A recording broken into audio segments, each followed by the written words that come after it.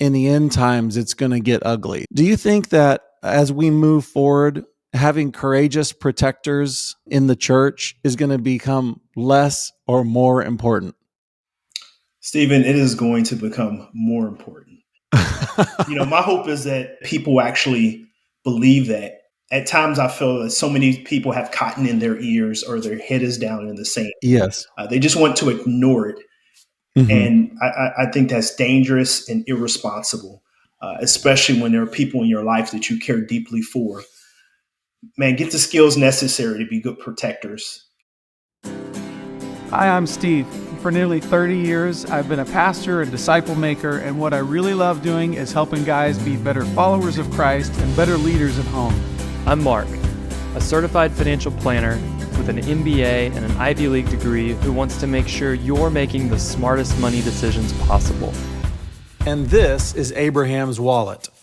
Join us weekly and create a culture in your family of multi-generational prosperity, spiritually, relationally, physically, intellectually, and financially.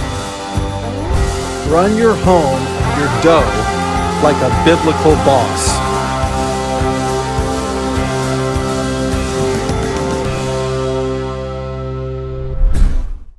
Hi, everyone. As you've already seen, we have a very special guest this week. It's my old friend. His name is Lou Arnold. And for today's purposes, an important thing to know is that he had a long career as a police officer. And just to tell you a few of his credentials, I've got them written down here. Lou has received training in pistols and in riflery. He is a 2-time Top Gun award winner. That means he's really good at those things. He was a terrorism liaison officer for over a decade, so he knows that whole world. He's a crime analyst. He was a mental health response officer, and he's also very experienced as a minister and a father, and he really cares about transferring these kind of skills to regular old folks. So that's why I think it's so valuable to have him, because he has an expertise that we've really never delved into here on Abe's Wallet, and I'm just excited that we've got him. So a couple of things to say. One, if you're watching us on YouTube, we've had some video problems, and so it's mostly static image for this week. Sorry about that. And also, I would encourage you to hold on, because my little tease is when Lou starts giving us practical advice toward the end of this episode, he's going to tell you, get ready for this, he's going to tell you how to make your home 6 times more secure in under $5. And I think we could say in less than 10 minutes. Less than 10 minutes, under $5, make your house 6 times more secure. You don't believe it? Okay, just wait till you hear him say. Okay, I'm going to throw it to my conversation with Lou Arnold. What we're going to talk about today is being a protector and what that means for us. And of course, we think about being a protector and being a provider for your family in five capitals. That is, that we would, if you think of a father being a provider for his family spiritually, that would mean primarily that he gives them the meat of the word. He serves up a meal to his family of the word of God. But we should also be thinking about, if you are a provider spiritually, you also want to be a spiritual protector for your family, right? You want to protect them from untruth. You want to protect them from the influence of evil. And those things go together. Being a protector and a provider.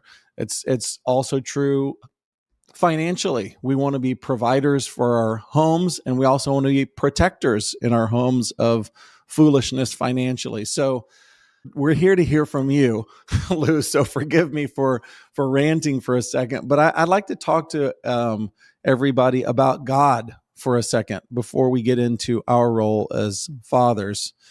I'm just going to read a couple of passages to you real quick. This is from Psalm 18.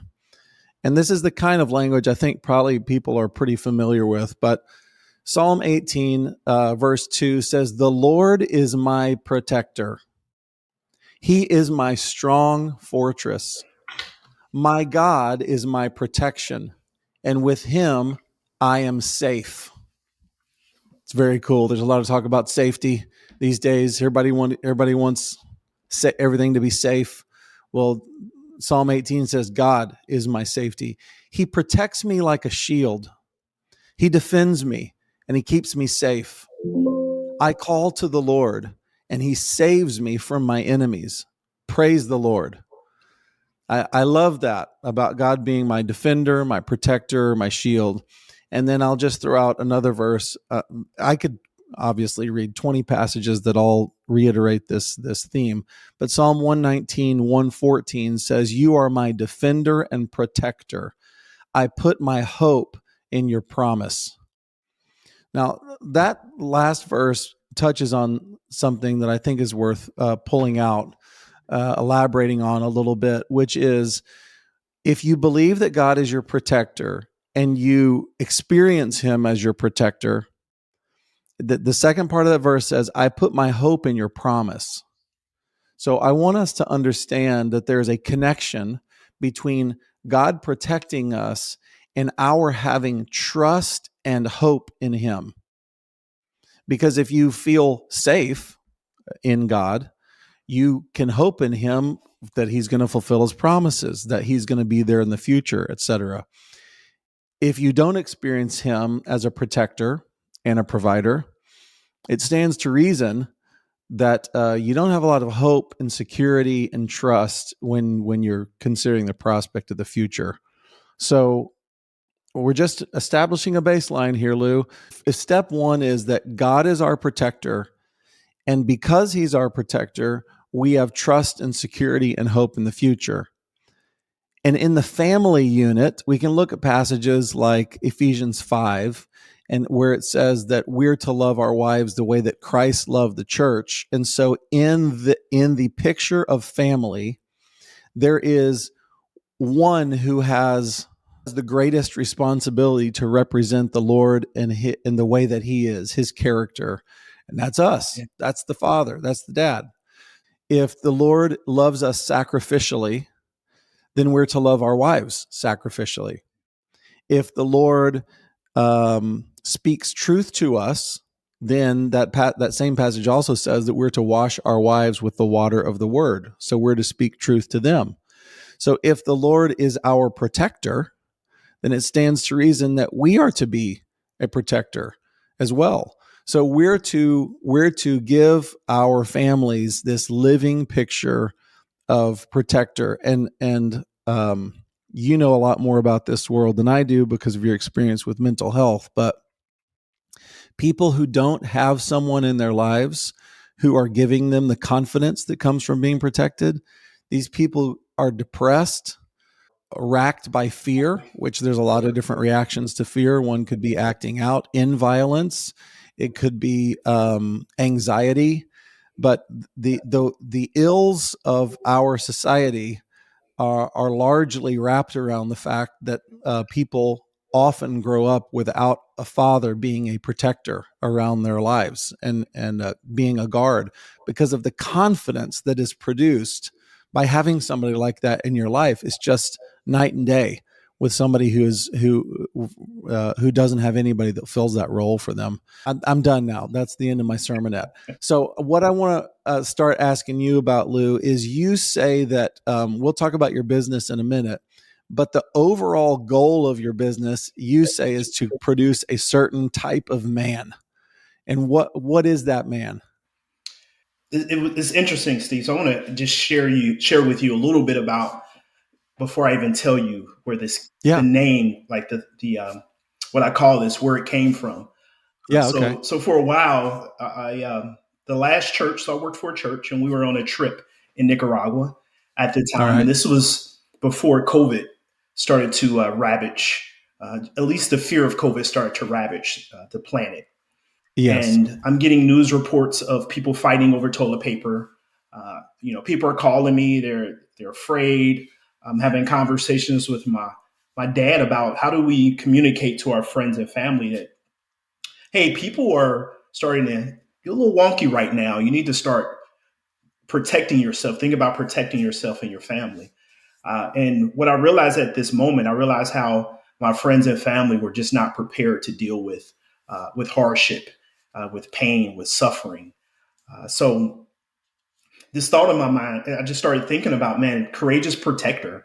Um, it just, that phrase popped in my head. I'm like, okay, courageous protector. Like, I want to build people. I want to build strength and resilience in people. And that was my thought. And that's where it came from. So courageous protector is the term that I use when I think Okay. about how, like, what do we need to do? How do people need to be equipped to deal with hardship and really bad things and tough times? Okay. So when you think of a man being mature in being a protector, what are some of the kind of things that come to mind for you? What does that mean? Yeah, it's so in our culture, right? In the culture we live in, we watch movies and we see the big macho guy running into, the firefight, or he's running into the burning building. And I think those are like common ideas we have about what it means to be a protector, even though that's starting to become lacking.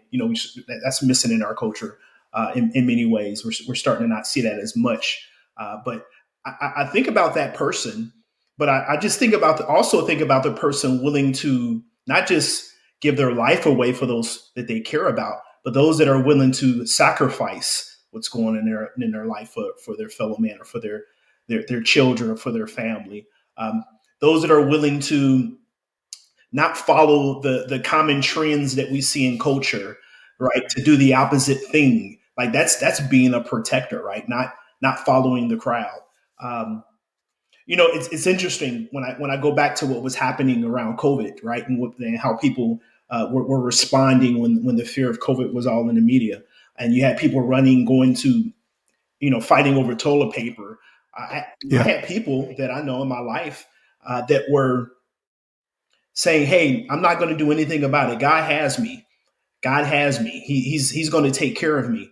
And I remember just having conversations with my dad, like, yeah, God is going to take care of you. We haven't lost faith, man. I love Jesus with all my heart, and we need to go and we need to go buy more food. We need to go buy more water. We need to buy Uh-huh. stuff off and make sure that our family is protected. Um, and have what they need, so that, if we can't get certain items, that we have them here at the house. So those are some of the things that I started thinking about, like being proactive in the security of your friends and family. Well, let's go on this bunny trail for a minute, because you're such a unique guy, and this is why I want people exposed to you, because you have so much training and experience in these tactile, practical ways of what we think of being a protector, but you are such a warm, kind, loving friend and father that I think, and because you know the Lord, uh, you occupy a really unique space here. And so, you can either go listen to Jocko and have him talk to you about being a tough guy, or you're so refreshing to me because I can ask you any practical question, and I know it's going to be reasoned.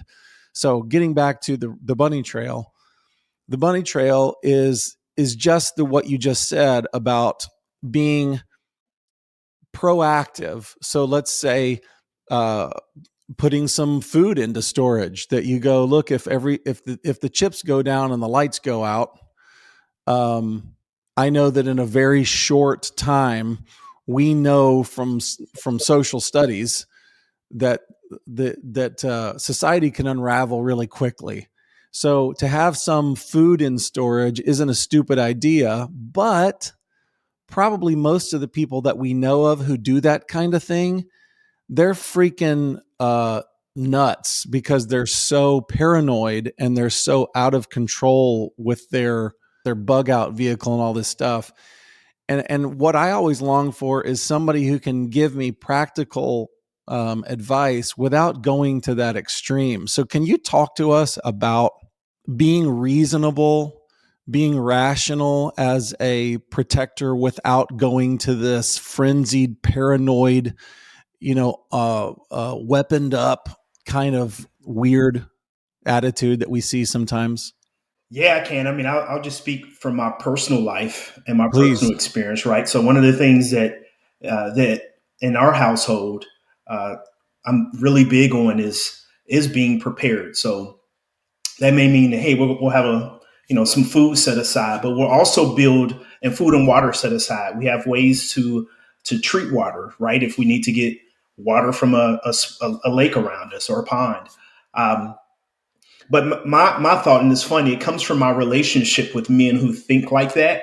And one of the men in my circle, he would always say, "Hey, man, we have God, we have community, you have food, water, shelter, and protection.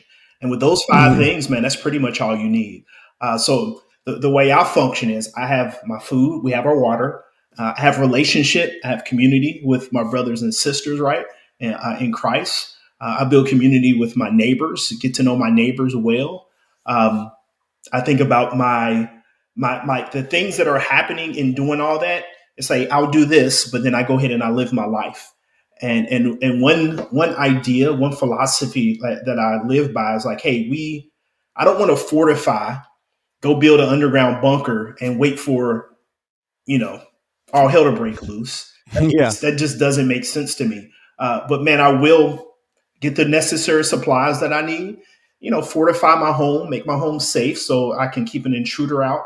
But man, and then I'm a blessing to those around me. And I think that's what's lacking a lot of times when we hear about the prepper guys, the people that you're talking about. Yeah.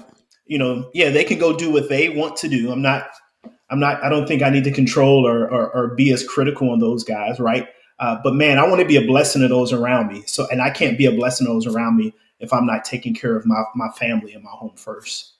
Okay.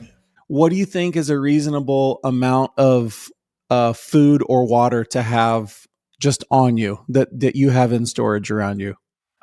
For my family, when I think about, hey, you have this amount of people in your house, I would say at least 30 days per person. And do you have that much water? Yes. And what is your food storage look like? What is the food? So it's a mixture of so you have your long-term food, right, which is usually freeze-dried food. It's food that you can store dehydrated, and Yep. it has a shelf life of 10, 15 years.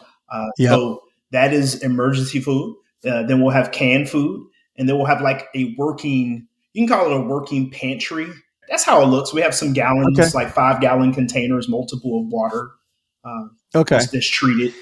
Uh, Just to put a button on this bunny trail, because I think that what you said is so true that people, they either fall on one extreme or the other, which is they either have 3 years of food in a bomb shelter that's the size of their house, or they have an attitude which is, look, I don't know anything about any of that stuff, and if anything goes down, the Lord will take care of it. And I just want to throw up my hand and say, I don't think that's responsible, and I don't think that's biblical. So we love to talk about Proverbs 6 around here, where we're told to look at the ant, and the ant stores up food for the winter. We're literally talking about food, but we always talk about it with regard to finances, which is there are finances that come through your hands. With some of those finances, we're supposed to put them aside for the future.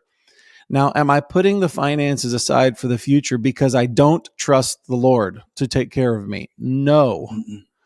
If I had nothing, the Lord would take care of me. I'm sure of that. I've been there. I've been there where I had nothing and he took care of me. That's not an issue.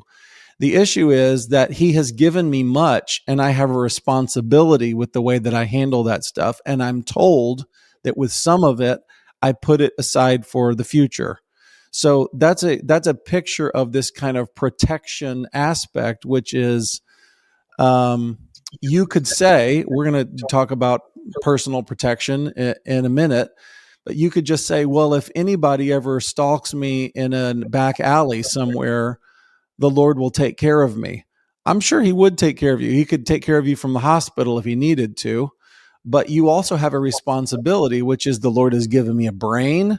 He's given me muscles. He's given me the body mass that I have, and I'm supposed to use those things in preparation. So I just have to throw that out. It's okay. Let's get back to your courageous protector. Yeah, when I say courageous, you mentioned some people. You have these two extremes where you have people who are like, "Hey, the Lord's going to take care of me if I walk down this alley and there's 10 gangbangers down this alley, or if I go this, or if, or I'm going to have this extremely heavily fortified bunker."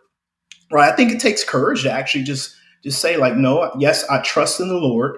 Yes, I'm going to be a protector of my family, of my friends. I'm going to take the necessary steps to be prepared for really bad times. And, if they come, if they don't come, look, I have plenty of food, plenty of water, plenty of the tools that I need to take care of that." But I also think about, hey, I'm willing to actually be courageous, go out and share what I'm doing with other people.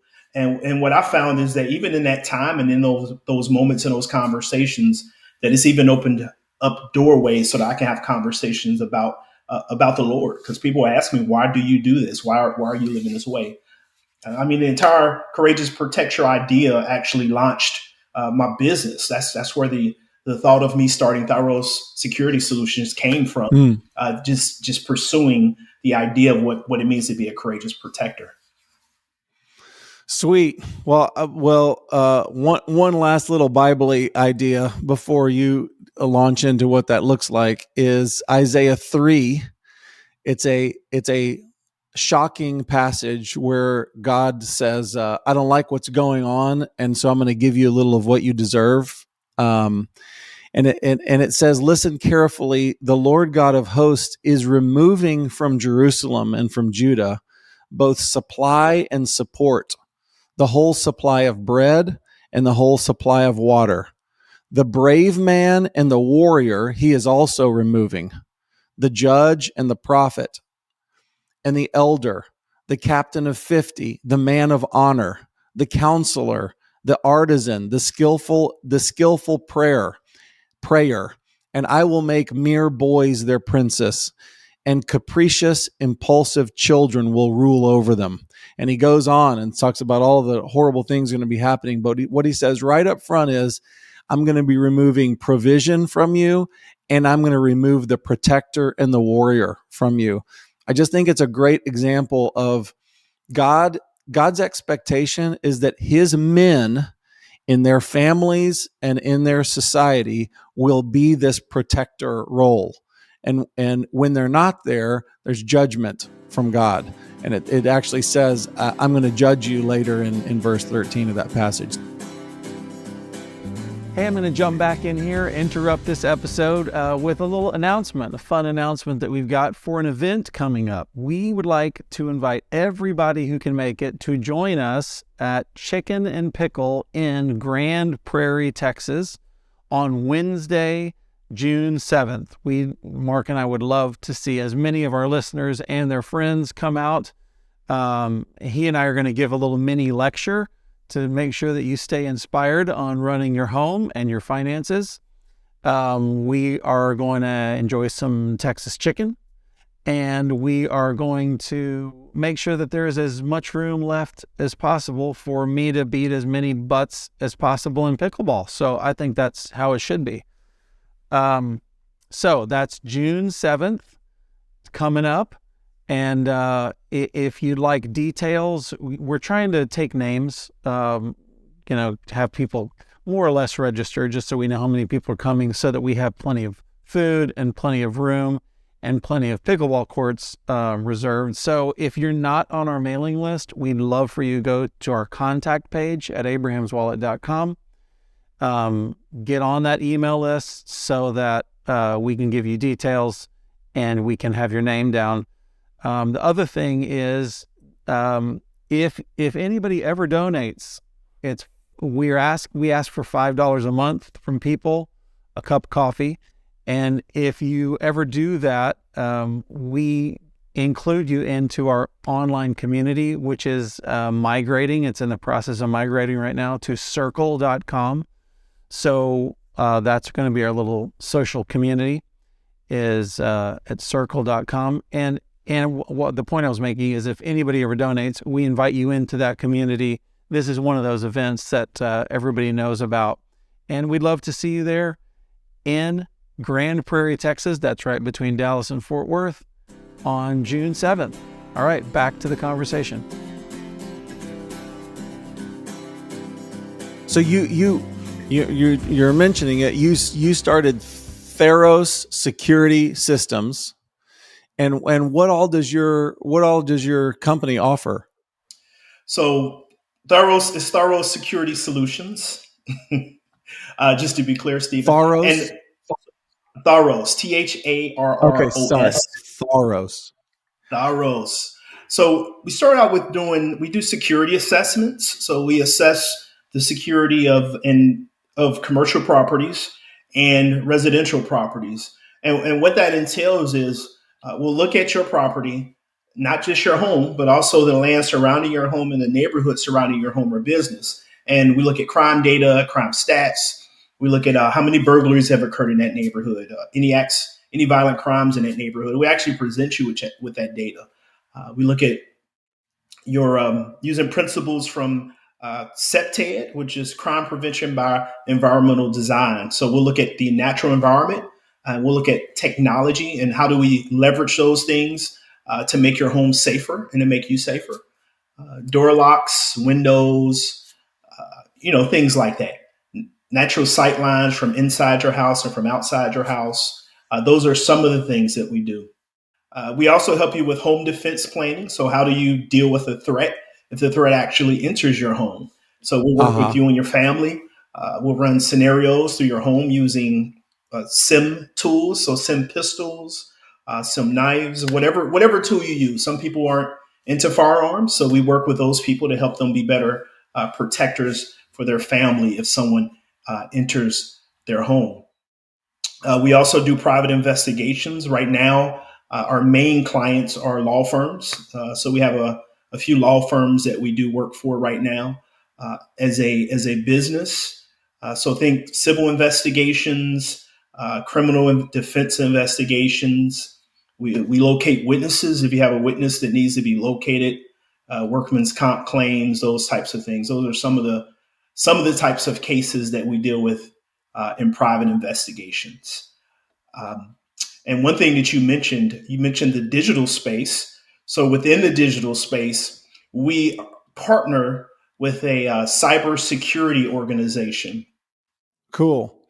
Well, I kind of got my feet wet because I took a class from you on personal and home security, and it was a real eye opener.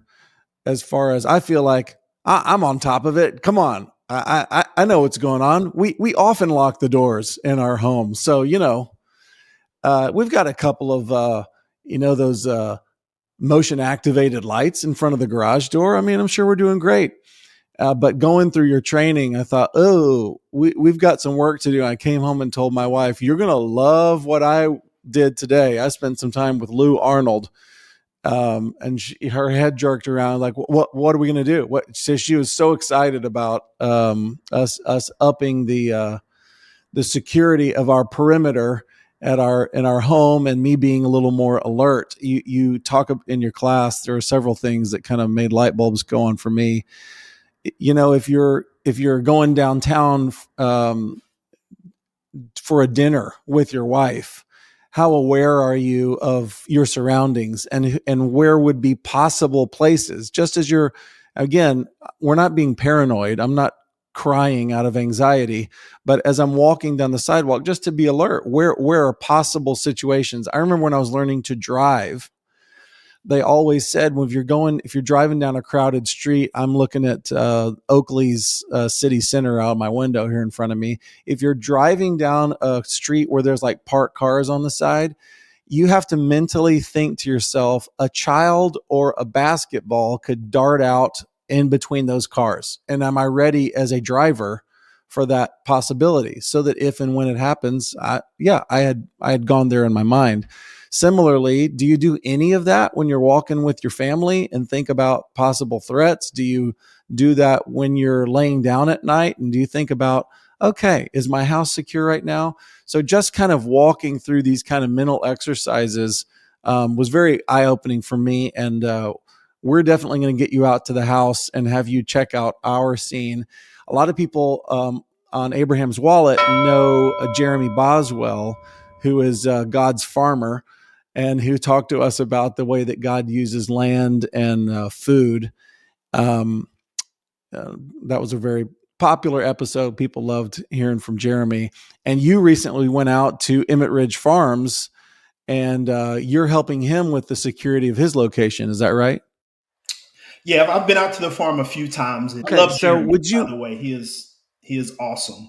He's a Subscribe great from Emmett guy. Ridge Farms. I'm a customer, lifetime. Yes, that's right. I'm here. I'm loyal and love the food. Love what they offer.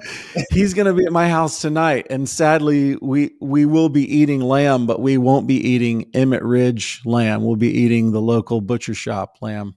Um, would you just to give our folks some very practical tips? Would you kind of give us some of the goodies? Yeah, I'll give you some goodies. Okay, good. So when you think about your home, one of the things I always think about is your doors. We look at our doors, right? We some of us don't have solid core doors on our on our outward facing doors.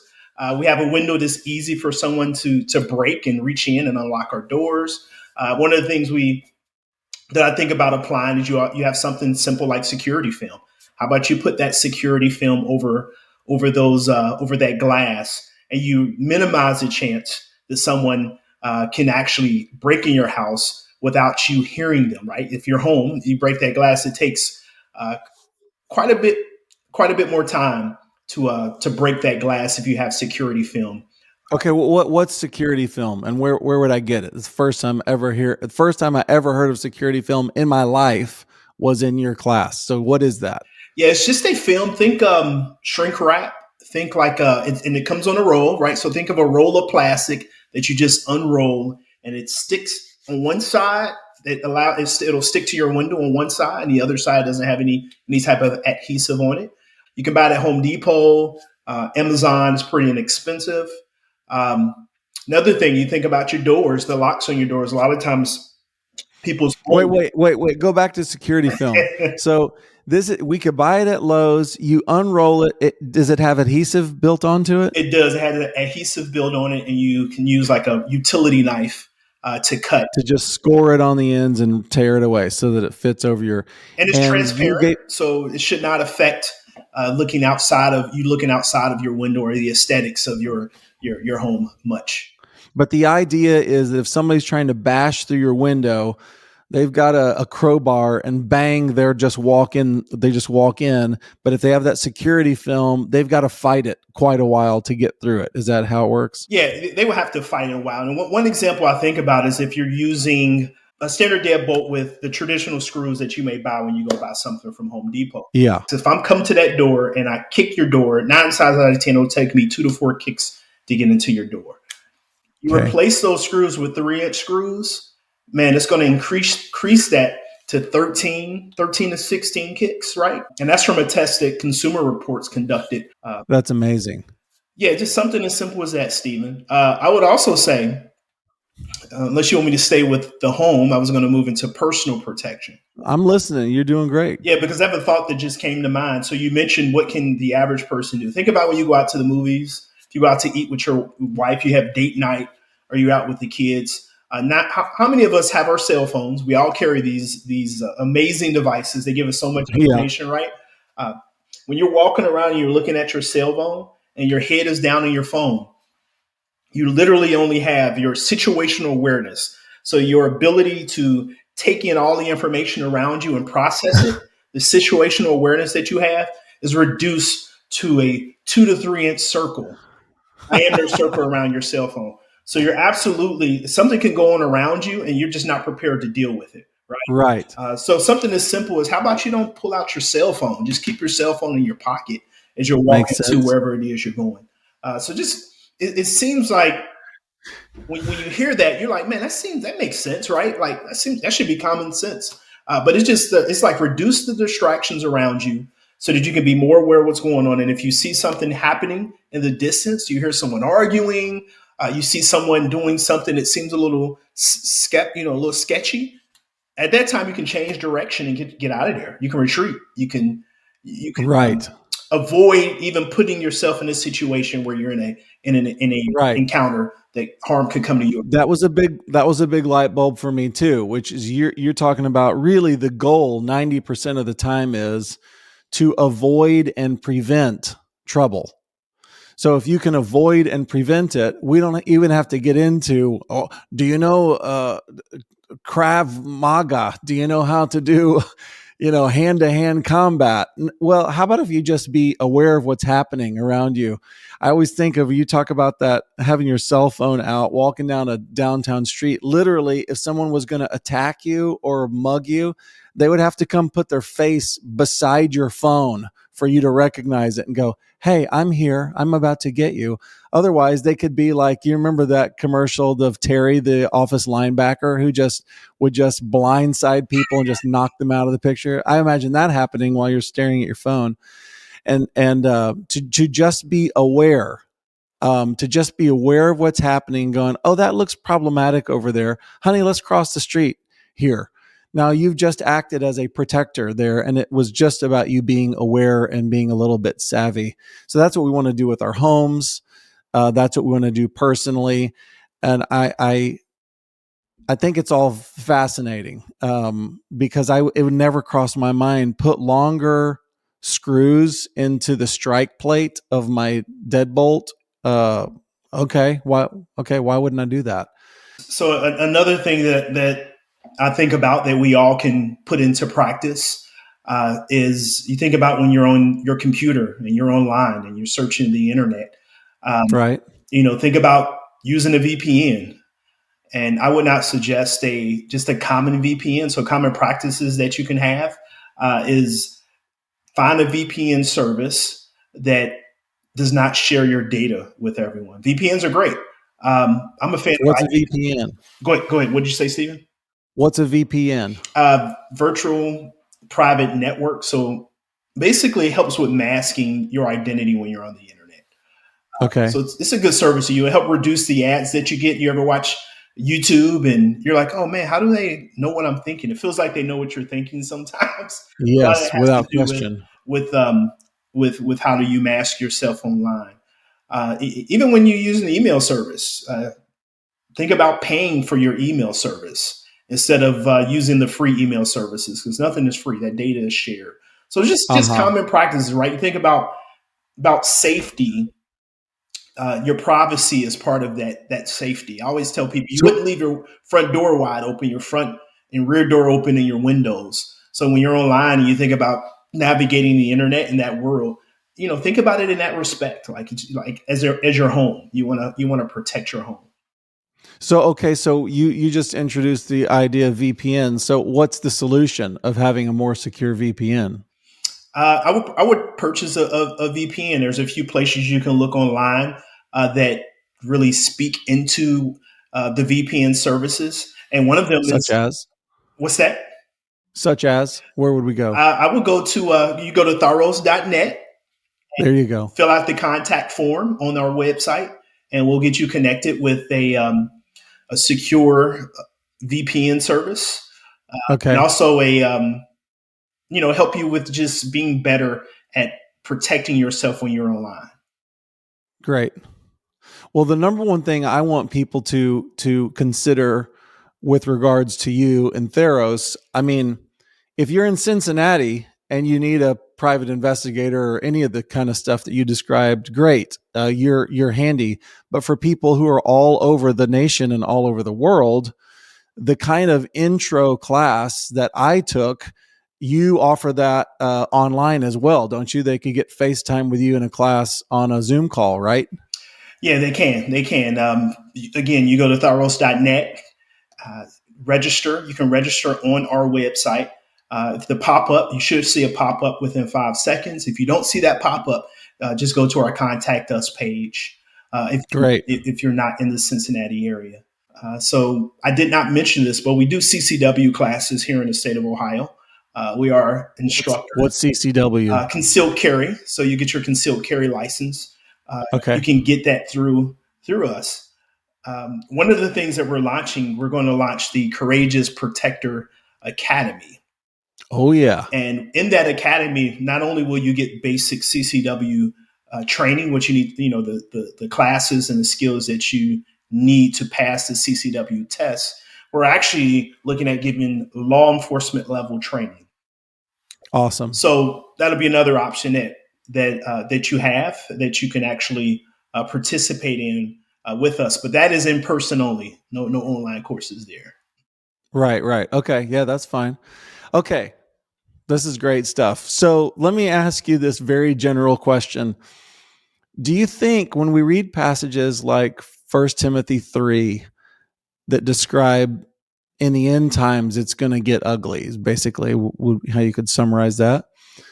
Do you think that as we move forward, having courageous protectors in the church is going to become less or more important? Stephen, it is going to become more important. My hope is that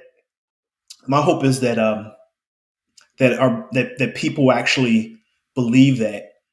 And at times I feel that so many people have cotton in their ears or their head is down in the sand. Yes. They just want to ignore it.